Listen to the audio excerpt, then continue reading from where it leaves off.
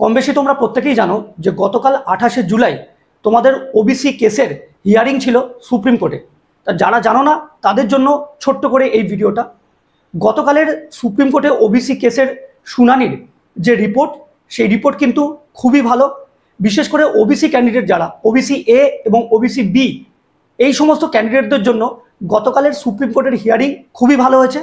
Supreme court প্রথমে division bench স্থগিতাদেশ দিয়েছিল, হাইকোর্ট সেটাকে অ্যাকসেপ্ট করে স্থগিত করে এবং পরবর্তীকালে গতকাল সুপ্রিম কোর্টে কিন্তু হাইকোর্টের নির্দেশকে, হাইকোর্টের যে ডিসিশন তাকে স্থগিত করে, সেটাকেই বহাল রাখে।